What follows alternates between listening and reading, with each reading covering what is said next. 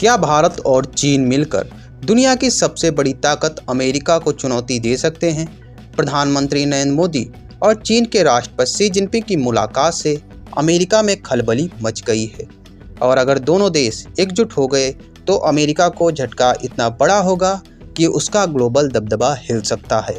सबसे पहले आपको बताते हैं बड़ी खबर। अमेरिकी राष्ट्रपति डोनाल्ड ट्रंप ने भारत पर 50% तक के टैरिफ लगा दिए हैं। यह टैरिफ कपड़ा, ज्वेलरी, जूते, केमिकल जैसे कई क्षेत्रों पर लागू हुए हैं। सीधा असर, भारत से अमेरिका जाने वाला निर्यात 20 से 70% तक गिर सकता है। भारत सरकार इसे अमेरिका की दबाव की नीति मान रही है। ट्रंप लगातार हर देश पर दबाव बना रहे हैं, चाहे चीन हो या यूरोप हो, और अब निशाना बना है भारत। लेकिन खास बात यह है कि ट्रंप चीन पर उतने सख्त नहीं हुए जितना भारत पर हुए। इसी वजह से सवाल उठ रहा है, क्या अमेरिका भारत को अलग थलग करना चाहता है? इसी बीच प्रधानमंत्री नरेंद्र मोदी ने चीन के राष्ट्रपति शी जिनपिंग से मुलाकात की। एससीओ की बैठक में मोदी ने साफ कहा, भारत और चीन प्रतिद्वंदी नहीं बल्कि साझेदार हैं। यह बयान सीधे तौर पर अमेरिका के लिए संदेश माना जा रहा है। अगर भारत और चीन मिलकर एक आर्थिक रणनीति तैयार कर लेते हैं तो दुनिया की सबसे बड़ी मार्केट अमेरिका के सामने खड़ी हो जाएगी।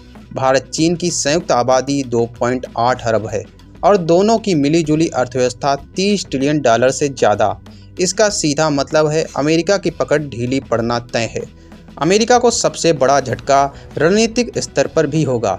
पिछले 25 सालों से अमेरिका भारत को चीन के संतुलन के रूप में इस्तेमाल कर रहा था, लेकिन अब हालात बदल रहे हैं। विशेषज्ञ मान रहे हैं कि यह ट्रंप प्रशासन की सबसे बड़ी कूटनीतिक विफलता हो सकती है। भारत ने भी अपनी तैयारी कर ली है। सरकार एक्सपोर्ट को नए इंसेंटिव दे रही है, WTO में राहत की कोशिश हो रही है और रूस, चीन, अफ्रीका जैसे नए बाजारों की तरफ ध्यान दिया जा रहा है। यानी भारत अब अमेरिका पर पूरी तरह निर्भर नहीं रहना चाहता। तो सवाल यह है, क्या मोदी और शी जिनपिंग की नज़दीकी वाकई अमेरिका की ताकत को चुनौती देने जा रही है? क्या हम एक नए विश्व व्यवस्था की शुरुआत देख रहे हैं? आपकी राय क्या है? कमेंट बॉक्स में ज़रूर बताएं। अगर आपको मेरे द्वारा दी गई ये खबर विश्लेषण पसंद आया हो तो वीडियो को लाइक और शेयर कीजिए और चैनल को सब्सक्राइब करना बिल्कुल भी मत भूलिए। मिलते हैं अगली बड़ी खबर में। तब तक के लिए जय हिंद, जय भारत, वंदे मातरम।